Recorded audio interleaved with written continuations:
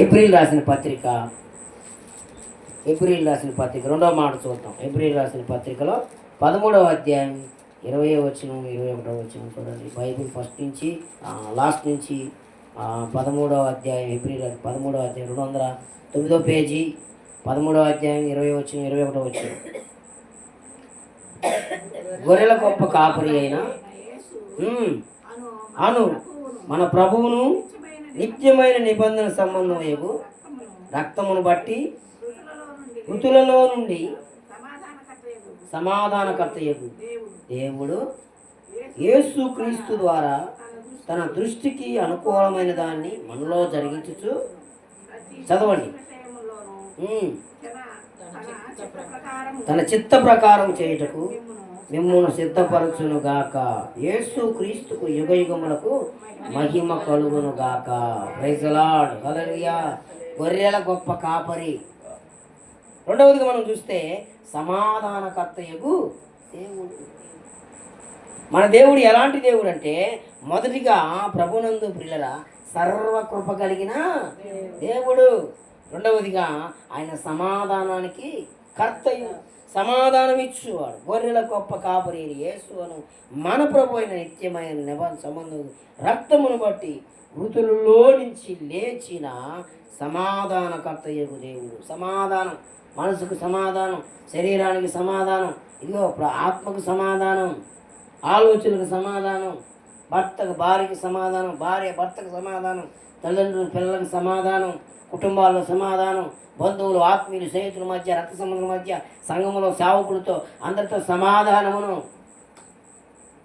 అందుకే ప్రభునందు ప్రియుల కీర్తన సామెత కింద పౌలు సొలొమోను అంటున్నాడు, సమాధానం వెతికి వెంటాడుడి. సమాధానం ఏం చేయాలంట? వెంటాడాలంట. సమాధానము ఒకరికొకరు మీరు సమాధానం కలిగి ఉండుడి, సమాధానమును కోరుకుడి.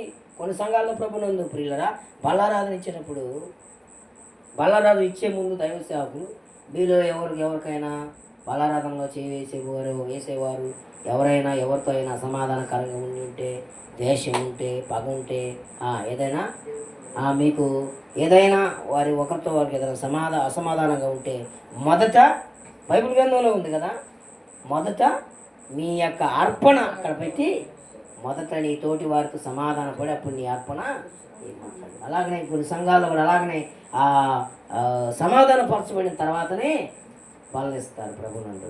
దేవునికి స్తోత్రం కలుగును గాక.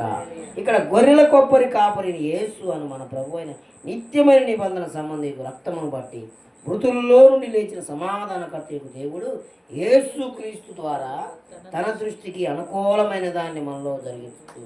ఎవరికంట? దేవుడు అనుకూలమైన దాన్ని మనకి జరిగించుచు ప్రతి మంచి విషయములలో తన చిత్త ప్రకారం చేయటకు మిమ్మును సిద్ధపరచును గాక.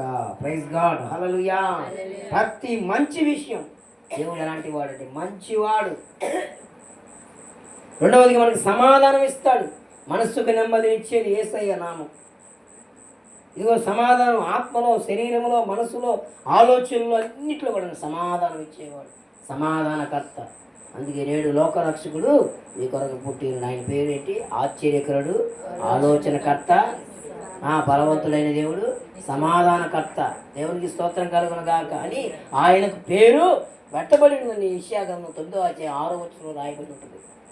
ఆయన సమాధానానికి అధిపతి, సమాధానం ఇచ్చేవాడు, సమాధానపరచబడి. మత్తయి సువార్త 5వ అధ్యాయం 4వ వచనం, సమాధానపరచబడి వారు ధన్యులు, వారు దేవుని కుమారులు అనబడతారు. చూడండి 5:4లో మీకు, ఎందుకంటే వాక్యం చూపిస్తేనే బాగుంటుంది, మీకు కూడా అర్థమైంది. మత్తయి సువార్త 5వ అధ్యాయం 4వ వచనం, 9వ వచనం అమ్మా. 9 సమాధానపరచబడి వారు ఆమేన్. సమాధానపరచబడి వారు ఎవరంట? ధన్యులు. వారంత ధన్యులు ఎవరు లేరు. సమాధానాన్ని కోరుకోవాలి. అందుకే యేసయ్య కొట్టిన వారికి, తిట్టి వారిని ఏమన్నా, తండ్రి వీరేమి చేయుచున్నారు, వీరు కనుక వీరిని క్షమించుడి. సమాధానాన్ని కోరుకున్నాడు. అందుకే ఆయన సమాధానానికి అధిపతి. ఇక సమాధానం ఎవరైతే కోరుకుంటారో, సమాధానపరచబడతారో వారు దేవుని కుమారులు అవుతారు. ఆమేన్. హల్లెలూయా. దేవుని కుమారులైతే ప్రభునందు ప్రియులరా మనము ఆయన యొక్క కుమారులుగా, కుమార్తెగా చేర్చబడితే ఆయన సమస్తం మనకి సాధ్యపరుస్తాడు. చివరిగా ఆఖరిగా చూద్దాం రెండో కొరింథీయులు రాసిన పత్రిక. మీ బోధ అంతా నేను చూస్తున్నాను. సేవకుడు అంటే 3 విషయాలు గమనించాలంట. మొన్న నేర్చుకున్నాను. 1 సమయం అంట, 2 సందర్భం అంట, 3 సమూహం అంట. అర్థమైందమ్మా? సమయము, సందర్భం, సమూహం. సమూహం అంటే ఎవరు? సంఘం. సందర్భం అంటే వాక్యం దేని గురించి మాట్లాడుతుందో దాని గురించి గమనం ఉండాలి. రెండోది ఫస్ట్ ఏంటంటే సమయం. ఈ 3 గమనించాలంట. అది నేర్చుకున్నాను నేను. కనుక చివరిగా ఆఖరిగా చదువుకొని ముగించుకుందాం. 2 కొరింథీయులు 1-3 చదువుకొని ఇక ప్రార్థన చేసుకున్నాను. చివరి ప్రార్థన. 2 కొరింథీయులు రాసిన పత్రిక 1వ అధ్యాయం 3వ చదవండి. కనికరము చూపు తండ్రి, సమస్తమైన ఆదరణీయు అనుగ్రహించు దేవుడు, మన ప్రభు అయిన యేసుక్రీస్తు తండ్రి అయిన దేవుడు స్తుతింపబడును గాక. దేవుడు మమ్మును ఏ ఆదరణతో ఆదరించుతున్నాడో ఆ ఆదరణతో ఎట్టి శ్రమల్లో ఉన్న వారినైనను ఆదరించుటకు శక్తి గలవారగునట్లు ఆయన మా శ్రమలంతటిలో మమ్మల్ని ఆదరించుతున్నాడు. క్రీస్తు యొక్క శ్రమ యందు ఎలాగూ విస్తరించుతున్నాయో అలాగే క్రీస్తు ద్వారా ఆదరణయు మాకు విస్తరించున్నది. మేము శ్రమ పొంది మీ ఆదరణ కొరకు రక్షణ కొరకును పొందుదుము. ఆదరణ గురించి చాలా వాక్యాలు ఉన్నాయి. అంతా చదువుకుంటా ఉంటే మన దేవుడు ఎలాంటి దేవుడు అంటే ఆదరణ అనుగ్రహించు దేవుడు. మొదటిగా ఎలాంటి దేవుడు అంట? సర్వకృపాదియగు దేవుడు. రెండవది సమాధానకర్తయగు దేవుడు. మూడవది ఆదరణ ఇచ్చే దేవుడు. ఆదరణకర్త ఆయన. చూడండి, మేము ఎలాంటి శ్రమలు పొందుకున్నామో, ఎలాంటి కష్టాలు పొందుకున్నామో, ఎలాంటి అవమానాలు పొందుకున్నామో, ఏ పరిస్థితుల్లో మేము కుంగిపోయామో, ఏ విషయాల్లో దిగజారిపోయామో, ఏ విషయాలు కావాలని కోరుకుంటున్నామో, ఏ కొరకు మేము ఎదురు చూస్తూ ఆదరించబడుతున్నామో, ఆదరణ లేని పరిస్థితుల్లో, గందరగోళం లేని పరిస్థితులు ఉంటున్నామో, ఇదిగో మేము పొంది ఉన్నాము కనుక ఆ ఆదరణకర్త అయిన మాకు దేవుడు తోడుగా ఉన్నాడు కనుక వాటిలన్నిటిలో నుంచి విడిపించి క్రీస్తు యేసు ద్వారా ఆదరణ మీకు విస్తరించుచున్నది. ఆమేన్, హల్లెలూయా. ఆదరణకర్తవు అనాథునిగా విడువవు, ఆదరణకర్తవు అనాథునిగా విడువవు, నీ తోడు నాకుండగా. అందరం ఒకరిద్దాం.